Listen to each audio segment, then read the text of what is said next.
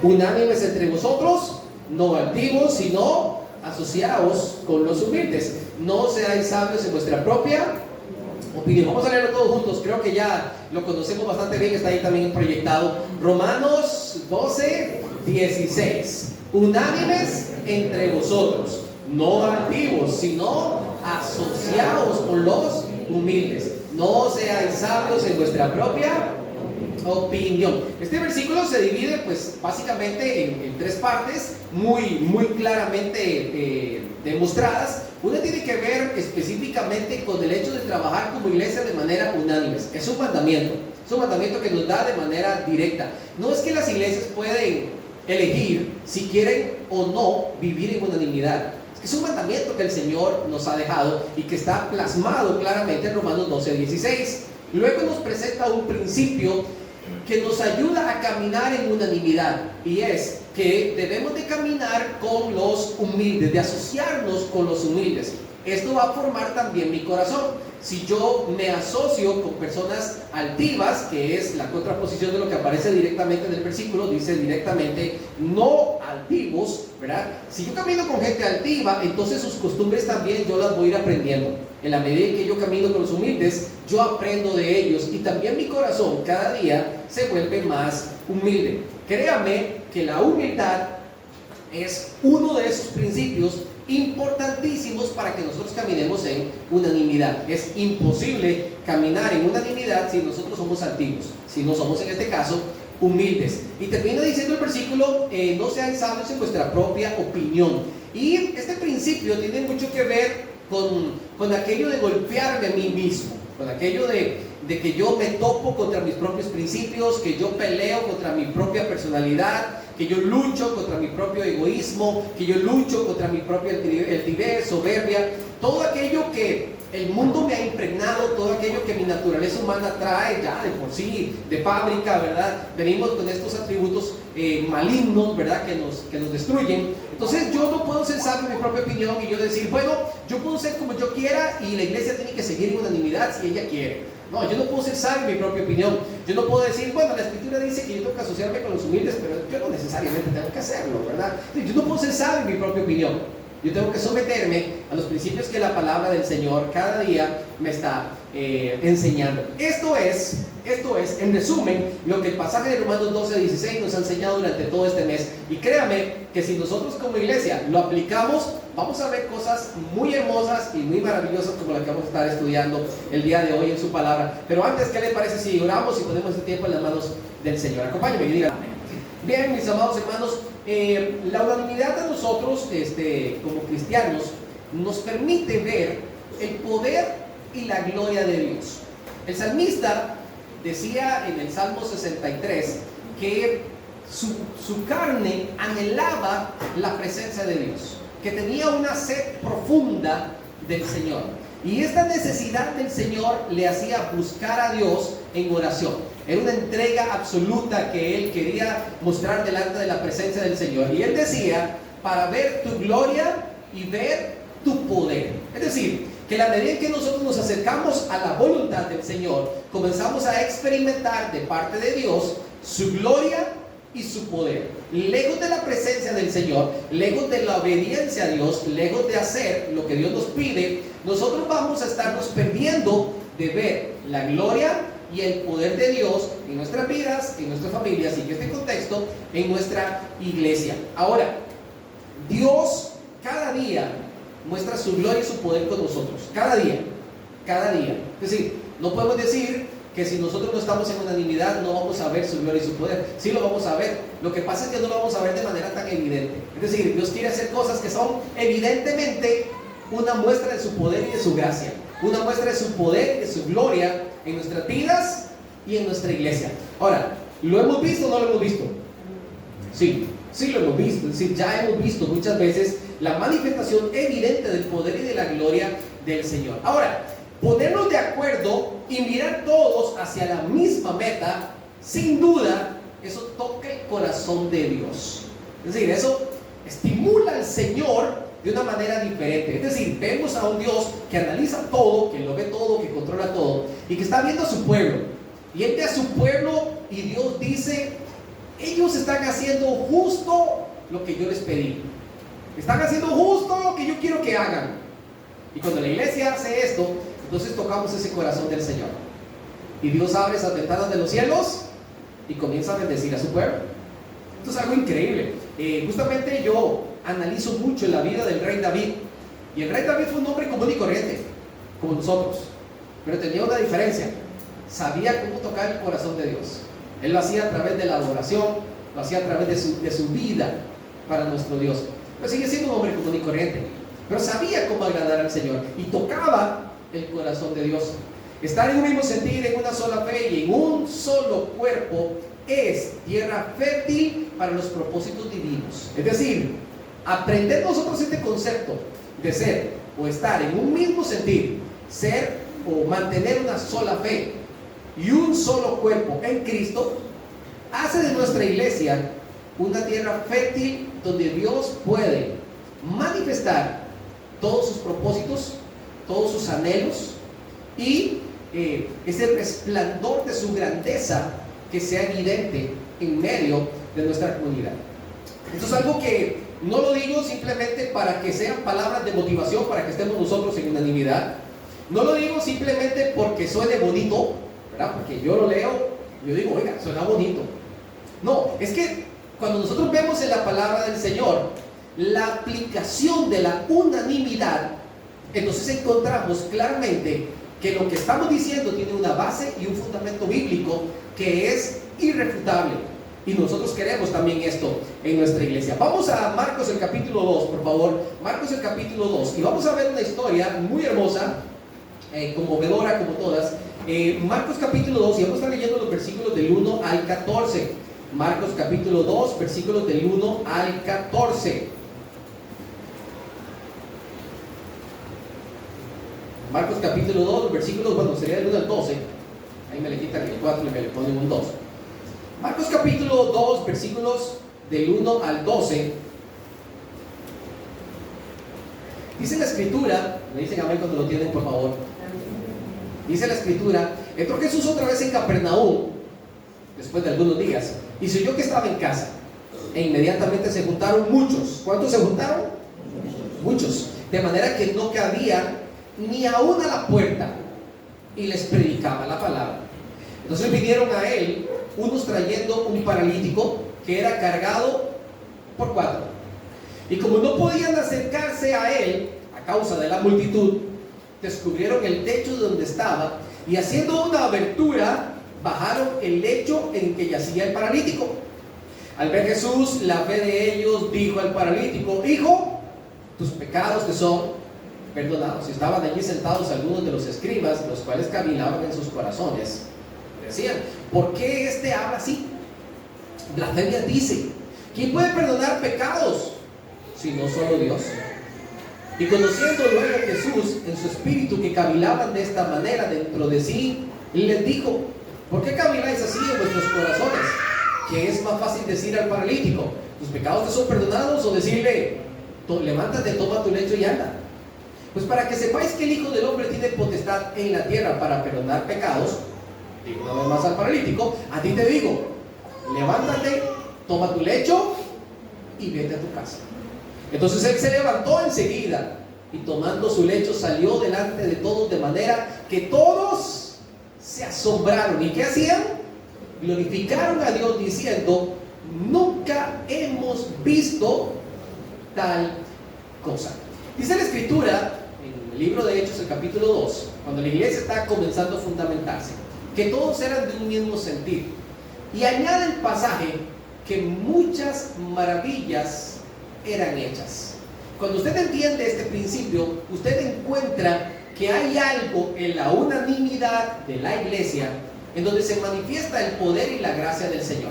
Cuando en el Salmo 133 la escritura dice: mirad cuán bueno y cuán deleitoso es habitar los hermanos juntos en armonía. No solamente es habitar juntos, sino estar como en armonía. Termina el versículo 3 diciendo: allí envía el Señor bendición y vida eterna. ¿Qué sucede cuando la iglesia no está en unanimidad? Ni los principios de Hechos 2, ni lo que vamos a estudiar ahorita aquí en Marcos, ni lo que acabamos de decir del Salmo 133 se hacen efectivos. Porque hay algo en las promesas de Dios que nosotros tenemos que entenderlo. A veces es muy bonito cuando usted le regalan esas tarjetitas que son promesas, esas semillitas, ¿verdad? Que a uno le regalan por allí. A veces uno las compra, las tiene allí y cuando vas a compartirle algo a alguien, la pegas en un chocolatito y ya es un bonito detalle. Y cuando vemos estas promesas, nosotros leemos estas promesas y nosotros decimos, wow, gloria al Señor por eso. Y sí, gloria al Señor por las promesas suyas escritas en la palabra. Pero las promesas del Señor siempre traen una premisa antes que nos recuerdan cómo alcanzamos nosotros estas promesas. Y la única manera es obedeciendo sus principios. Entonces, si nosotros queremos ver una iglesia que está acostumbrada a cosas maravillosas y hermosas, debemos estar en unanimidad. Si queremos ver a una iglesia que está en armonía, que trabaja en armonía, entonces veremos la bendición y la vida eterna de parte de Dios que desciende sobre nosotros. Si nosotros queremos estar en unanimidad, entonces veremos cosas maravillosas como lo que aparece aquí en Marcos, el capítulo 2. Quizás es una historia más que nosotros hemos leído muchas veces en la palabra. Todos la conocemos perfectamente. Está el Señor en Capernaum y sucedió lo que siempre sucedía cuando el Señor estaba en algún lugar. Él llegó a Capernaum y cuando estaba allí todo el mundo comenzó a buscar al Señor. Se dieron cuenta que estaba en una casa y la gente comenzó a llegar a la casa y comenzó a llenarse y comenzó a llenarse y a llenarse al punto que dice la Escritura que la gente estaba afuera abarrotada, incluso en la puerta. Cuando en esos 4 amigos se ponen de acuerdo y deciden traer a un paralítico. El paralítico no podía llegar obviamente por sus propios medios, ¿verdad? Lo sobreentendemos. De hecho dice la Escritura que estaba tendido en un lecho. Cuando la Escritura dice que él estaba tendido en un lecho, es porque su caso era de gravedad. Es decir, una persona que no tenía movimiento físico de ningún tipo, ni manos, ni pies, posiblemente, si acaso, un poquito su cabeza, si acaso. La forma de comunicarse a ese tipo de personas, aparte del habla, tenía que ver mucho con su mirada. Era la forma en que ellos se podían comunicar. Así que estos 4 amigos llegaron tarde al culto, si tuviéramos que decirlo de alguna manera, ¿verdad? Llegaron tarde al culto. ¿Saben lo que costó poder sacar a ese muchacho de la casa? Y entre 4 ponernos de acuerdo y caminar hasta llegar a la casa donde estaba el Señor. Pues posiblemente fue fácil llegar allá, todo el mundo conocía, todo el mundo sabía dónde estaba el Señor. Pero cuando llegaron a la puerta se encontraron un grave problema. Había tanta gente, que ni siquiera los dejaron entrar.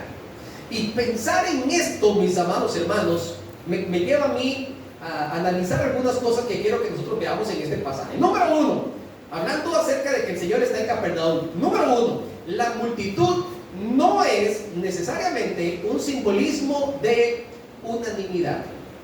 Vamos a empezar por ahí.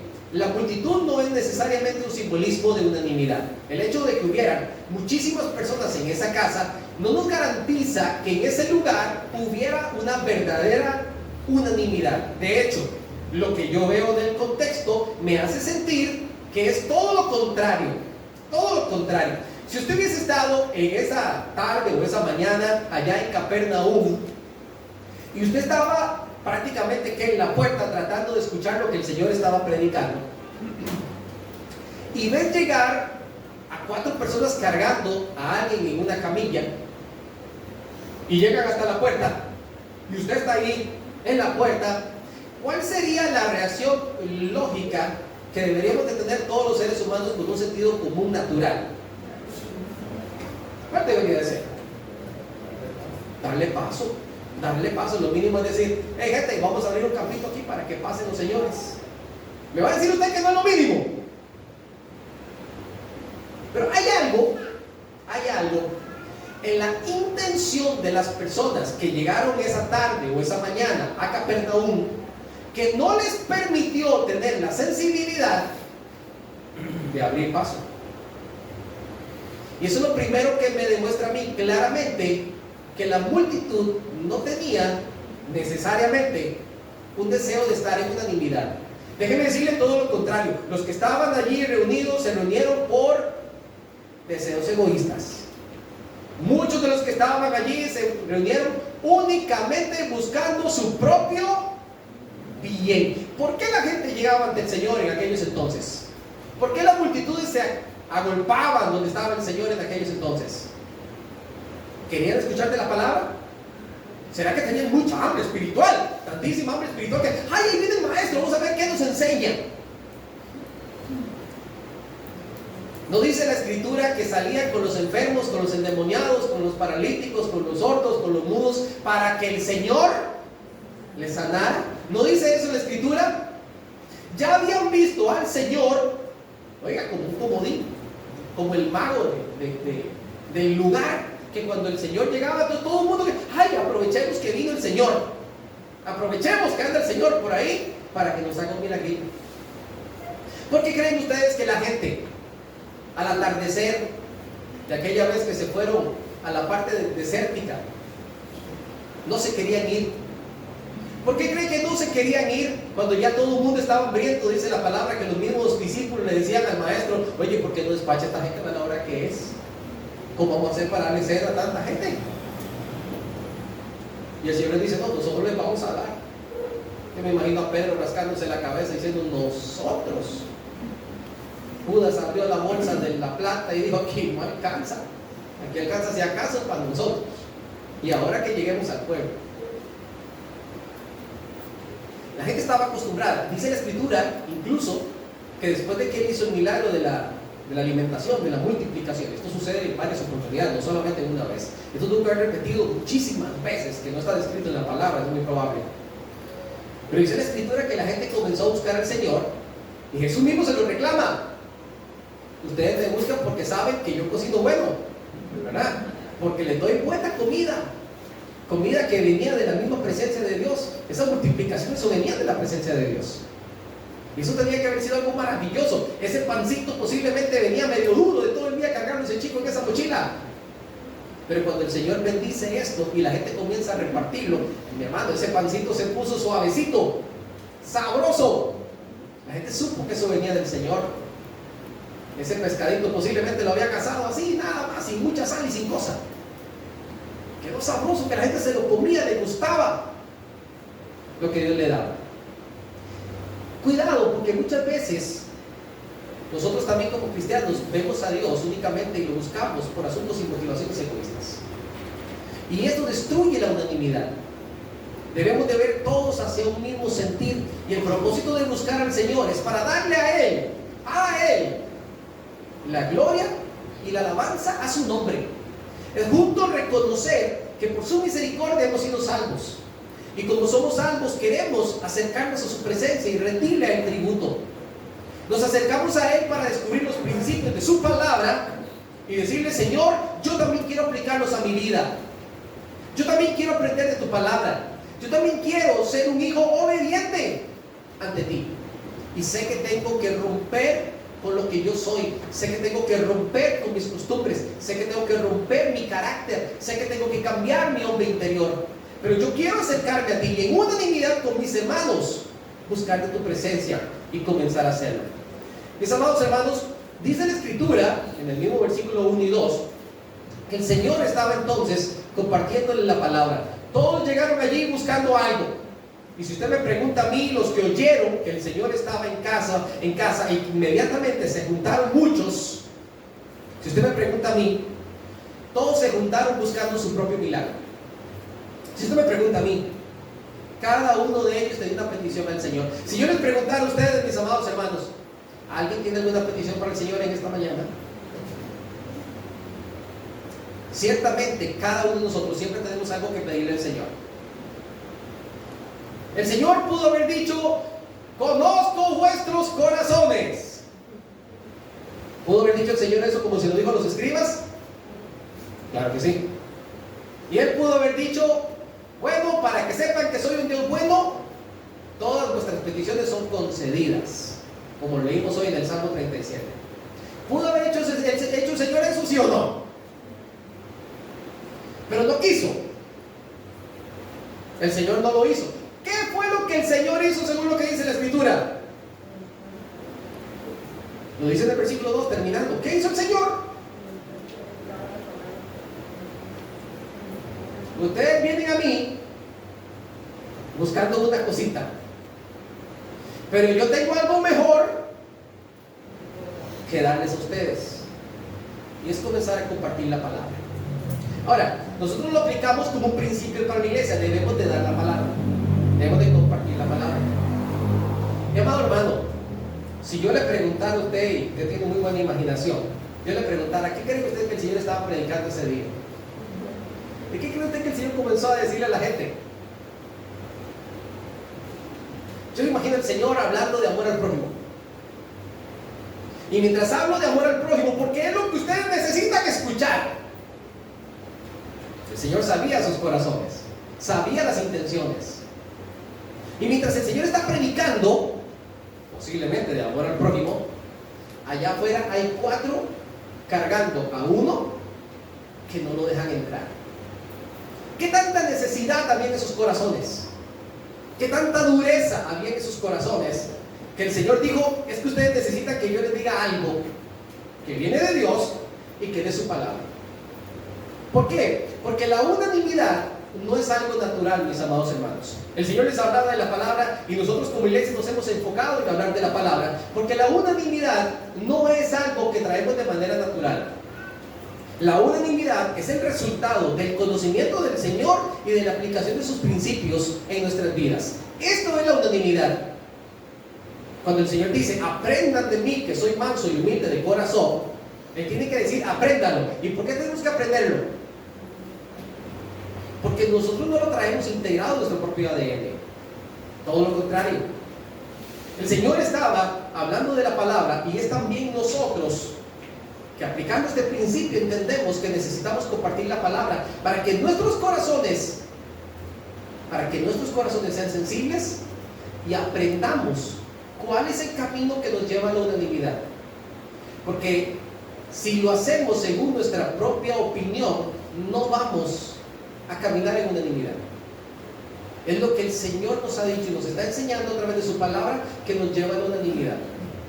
Le tengo una buena noticia, para nosotros es una buena noticia. Cada uno de esos que estaban metidos en esa casa volvió con una muy buena enseñanza.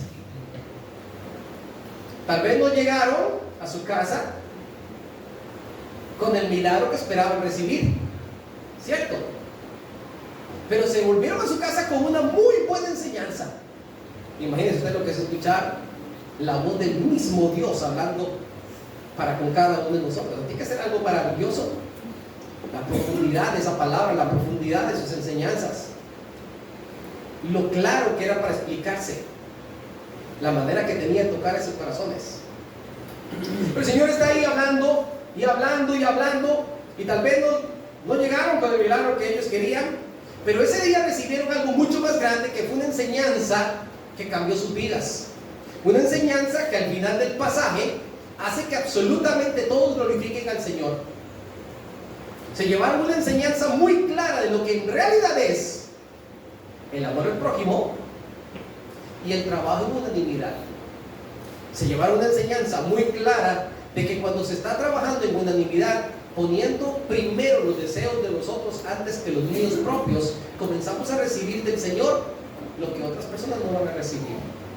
Porque esto es la verdadera unanimidad. Vea lo que dice el versículo 3 y 4. Aquí hemos encontrado lo que es la verdadera unanimidad. Quedamos en que no cabía ni aún en la puerta, ¿verdad? Entonces vinieron a él unos trayendo un paralítico que era cargado por 4. Y como no podían acercarse a él, hablando del Señor, a causa de la multitud, ¿qué hicieron estos amigos? Comenzaron a hacer daños a la propiedad. ¿Lo notaron? Descubrieron el techo de donde estaba y haciendo una abertura, bajaron el lecho en el que yacía el paralítico. Mi amado hermano, y aquí comienza a ponerse bueno esto.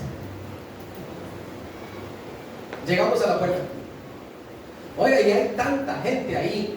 Oiga, gente, dame capito, por favor, traemos aquí al hombre, mire. Llegamos tarde, venimos cansados, sudaditos. ¿Pero qué pesa este muchacho?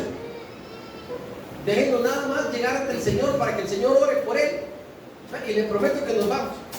La gente lo volvía a ver con cierto desprecio, posiblemente, que era la actitud que se tenía, una actitud que algunas veces también hemos heredado. Cuando vemos personas que están en menor calidad de vida que nosotros, los seres humanos muchas veces tendemos a ver con desprecio. En los tiempos bíblicos, cuando alguien era paralítico, cuando alguien era sordo, cuando alguien era mudo, cuando alguien era ciego o leproso, automáticamente decían que un castigo de Dios había venido sobre él y que por eso estaba así. Para mí eran oportunidades que el Señor utilizaba para manifestar su poder y su gloria. Pero no quisieron dejarnos pasar. No quisieron dejarnos pasar. Y estos 4 muchachos nos ayudan a entender a nosotros que la verdadera unanimidad, la verdadera, es la que pone las necesidades de otros primero. Ayer escribí yo en el grupo de la iglesia, yo sé que no todos están en el grupo de la iglesia, y hermanos, queremos recoger una canastita de amor. Muchas veces nosotros decimos, ay, pero es que ese de acoso me alcanza para mí. Oye, y esto muchas veces es mentira. Muchas veces es mentira. Dios a nosotros nos da abundantemente. Hemos hablado también que si a mí me gusta un arroz de primera, un arroz especial, bueno, vamos a comprar un arrocito de ese baratito, ese que ni marca trae, porque por si arroz es arroz. ¿Y por qué si arroz es arroz no lo compro para mí? ¿Por qué no lo compro para la canasta? ¿Me explico? Las prioridades no deben estar únicamente enfocadas en mí, y en la medida en que las prioridades están enfocadas en mí, entonces la unanimidad no va a trabajar correctamente. Yo debo de decirle a un hermano o una hermana o una familia de la comunidad que está en necesidad que así como yo vivo, que como es mi nivel de vida, yo quiero que ellos estén. Y se hace con un pequeño no sé, producto que yo traigo para bendecirles. Se hacen cosas pequeñas. Estos muchachos, su verdadera motivación de ir al Señor no era por ellos mismos.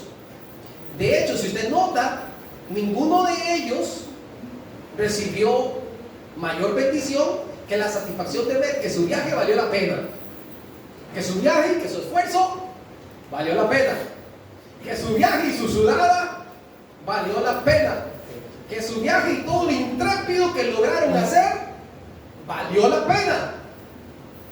Porque mi amado hermano, déjeme decirle una cosa: todo lo que nosotros hacemos para bendecir a cualquier persona siempre vale la pena. La Escritura dice: no nos cansemos pues de hacer el bien. ¿Y por qué dice la Escritura no nos cansemos? Porque muchas veces nos cansa ver que usted trata de hacerle bien a algunas personas, y las personas a las que usted trata de hacerle bien, ¿cómo te pagan? ¿Cómo reaccionan? Esa actitud muchas veces a uno le cansa. La Escritura dice: no se canse, usted siga haciendo lo bueno, porque a su tiempo segaremos si no desmayamos. Así que estos 4 amigos fueron un claro ejemplo de amor al prójimo. La verdadera unanimidad no se detiene ante los obstáculos. La verdadera unanimidad no se detiene ante los obstáculos. ¿Cuántos obstáculos encontraron ellos ese día? Hay que ver si la camilla que llevaron era prestada, era del paralítico o de algún familiar de alguien. De algún lado tuvo que haber salido esa camilla. Déjenme decirle que no creo que los 4 amigos vivieran justamente al lado del paralítico y que dijeran: oiga, vamos a llevar a fulano. Ahora ahí está el maestro aquí en Capernaum, aprovechemos. Posiblemente esa iniciativa nace de uno, y ahora a ese uno le toca convencer a 3 para que juntos logremos llevar a este muchacho allá. Y cuando lograron hacer el equipo y montar al paralítico en la camilla y llevarlo hasta la casa, va caminando todos, cada uno en su lado, posiblemente se les cansaba la manita y decían: gente, vamos a cambiar. Los que han cargado un ataúd o algo así saben que al ratito en esa posición comienza a cansar. Así que posiblemente tenemos que bajarle un poquito, nos damos la vuelta, hacemos giro y venga por el otro lado y vuelta y seguimos y vamos. Y si hay uno un poquito más alto que otro, ya es un problema. Y siempre hay uno por ahí que va quitado. Siempre pasan esas cosas. Y llegan hasta la puerta, y cuando llegan a la puerta, mi amado hermano, resulta que ahora no nos dejan pasar. ¿Qué hubiera sido lo primero que nosotros decimos? Bueno, ¿qué se va a hacer? La intención es lo que cuenta. Vamos a esperar que termine el culto. Quedémonos aquí afuera. Vamos a acomodar aquí, no se nos hereden muchos muchachos. Y vamos a esperar que termine el culto para que el Señor venga, ponga las manitas y ore por él.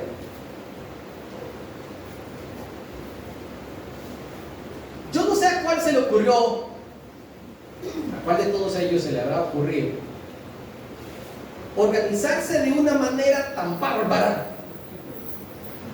que dijera, no, es que vamos a llevar a este muchacho y es ya que lo vamos a llevar.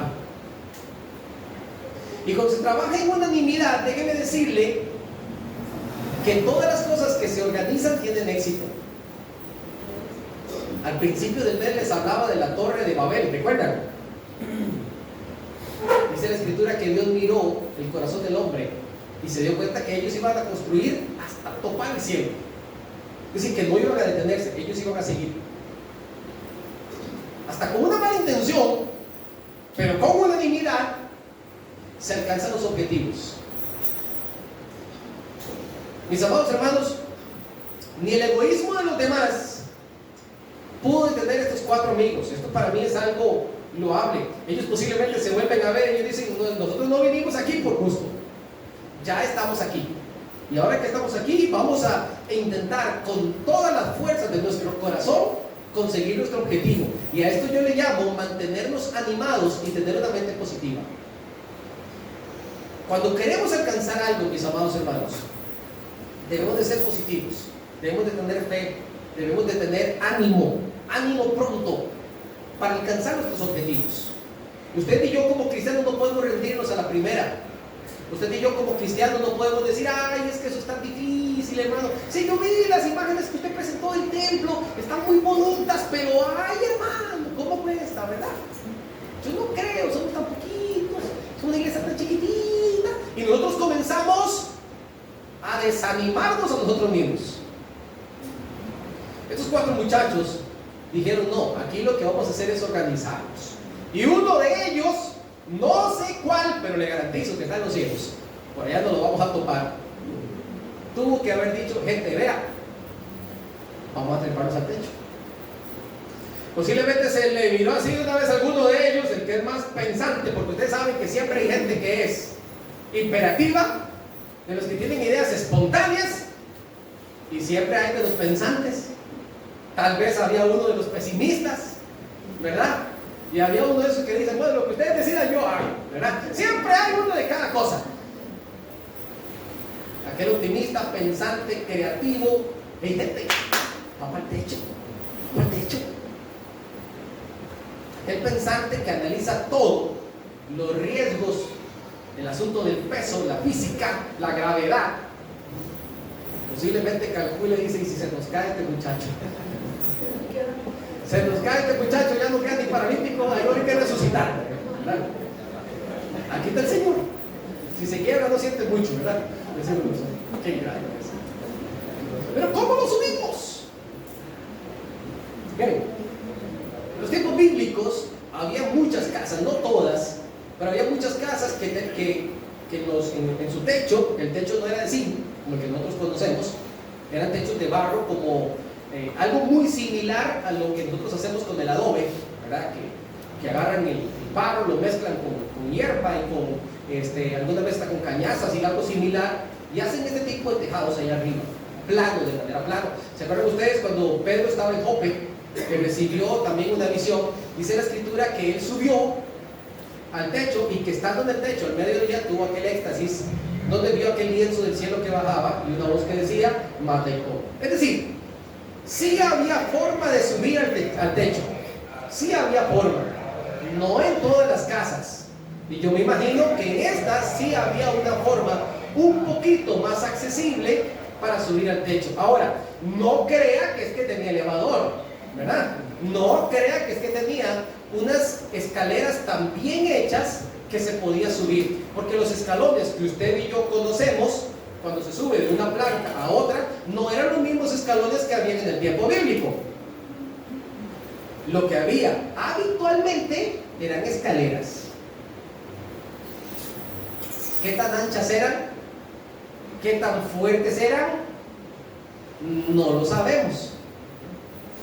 Pero simplemente decidir subir a ese muchacho por a las escaleras entre los cuatro no era nada fácil. Posiblemente se subió el más intrépido de primero. Yo voy primero y présteme para acá. Y este muchacho hay que amarrarlo. Digo yo no sé usted cómo se lo imagina. Yo lo estoy invitando a que vaya a Capernaum y que usted vea lo que ellos hicieron bajo su propio análisis. Yo imagino uno subiendo primero y diciendo, bueno, y lo vamos a agarrar así, y pásemelo, y venga, y vaya, aguanta, que se nos cae. Posiblemente lo bajaron, lo subieron, lo bajaron, lo subieron a la primera, a la segunda, y los que estaban en la puerta dejaron de escuchar el mensaje y comenzaron a burlarse de 4 locos que están tratando de subir a un paralítico al techo. Miren, y yo creo que lo peor no es subir al paralítico, porque todo lo que sube tiene que bajar, digo yo. Ahora yo les pregunto, ¿a quién se le ocurrió y vamos a hacerle un hueco al techo?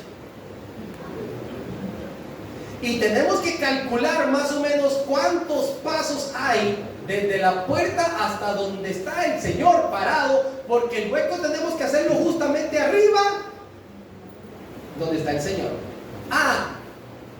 Y que quepa el lecho. Esas capas de adobe normalmente, como ¿cuánto ancho pueden tener? 30 centímetros. Más, menos, sí, de grosor. Está el Señor predicando y tenemos que amarnos unos a los otros. Vemos las necesidades de los otros y no hacemos nada. Y comienza a caer un poco de brusca de arriba. Y tenemos que apoyarnos unos a otros. Y cuando vemos a los demás hay que ayudarles, ¿verdad? Hasta que lograron hacer la abertura. Y posiblemente con las mismas sogas que pidieron prestadas para amarrar a ese pobre paralítico y subirlo por la escalera. 2 allá y 2 acá, y ve, vamos despacito. Un poquito usted, un poquito yo. Y viene bajando, y yo me imagino que el Señor, que es tan bueno, Dios es tan bueno, que Dios mandó un par de ángeles, Señor, ¿verdad? Trae un par de ángeles para que lleven a esta gente. Si no, este muchacho aquí no va a pasar algo, ¿verdad? Hasta que llegaron y pusieron el paralítico frente a los ojos del Señor. Mis amados hermanos, cuando nosotros estamos en unanimidad y en verdad queremos alcanzar algo, siempre se van a encontrar alternativas. Siempre se van a encontrar alternativas. Siempre vamos a decir, hermanos, sí se puede. Sí se puede.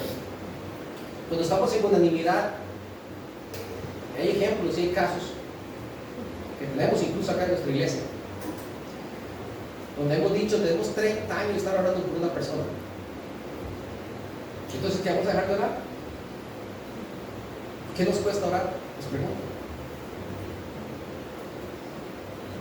A veces lo que falta son más amigos que nos ayuden a trepar gente al techo. A veces necesitamos gente que esté dispuesta a decir, hey, hagamos algo arriesgado, pero vamos a hacerlo. Nos falta gente que esté dispuesta a decir, ya estamos aquí y la idea es que este muchacho salga sano. Y no nos vamos de aquí hasta que este muchacho sea sano. Cuando nosotros trabajamos como iglesia, y le voy a decir algo que suena medio metafórico así, pero es la verdad. Cuando estamos en verdadera unanimidad, usted no sabe cuántos corazones andan paralíticos ya, cuántos matrimonios están ya paralíticos. Y es la unanimidad de la iglesia la que vuelta y da vida a algo que todo el mundo da por muerto. Es ese amor, es esa unanimidad lo que hace que siempre exista una nueva alternativa. A mí me asombra que lograron hacer bajar a ese muchacho sin hacerle daño. Y sabe que así trabaja la unanimidad. La unanimidad tiene la potestad de hacerte subir y de hacerte bajar, pero sin hacerte daño. Y para la unanimidad tenemos que hablar las cosas con la verdad, mis amados hermanos. Algunas veces nos va a sentir que nos sube y nos hace sentir muy bien, pero algunas veces nos van a decir cosas que nos duelen y nos van a sentir que estamos abajo. Pero todo tiene un objetivo, que es que vamos a alcanzar esa misericordia del Señor. Déjame decirle que ellos lograron hacer cosas maravillosas. A mí me asombra lo que sucede en estos siguientes versículos del 5 al 12. Ya lo leímos estos versículos. Pero dice el versículo 5 que el Señor vio la fe de ellos. No la de los paralíticos, no la del paralítico. ¿De quién vio la fe el Señor? La de los amigos. Porque ellos son los que estaban en unanimidad. Ellos son los que anhelaban ver el poder de Dios manifestado. Dice la Escritura que entonces le dijo al paralítico las palabras más importantes que este hombre escuchó en su vida, porque no fueron las de levántate y anda las palabras más importantes. Hijo, tus pecados te son perdonados.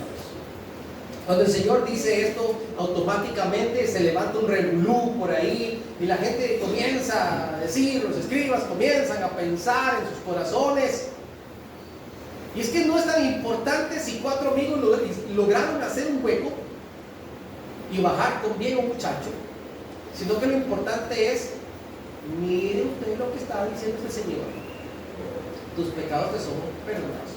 Todo lo demás quedó borrado en su mente, porque no es la unanimidad lo que les importaba su propia opinión. Y cuando a usted le importa su propia opinión, todo el trabajo de la unanimidad pierde sentido. No lo vamos a valorar, no nos va a interesar. Por más que el Señor haya predicado toda esa tarde acerca del amor al prójimo, va a ser secundario. Lo importante es mi propia opinión y voy a seguirla defendiendo,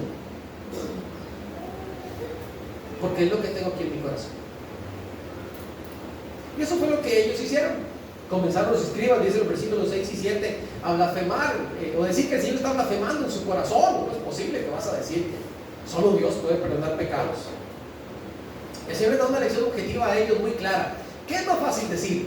¿Tus pecados te son perdonados o levántate y anda? Y la respuesta es, decirlo es exactamente igual.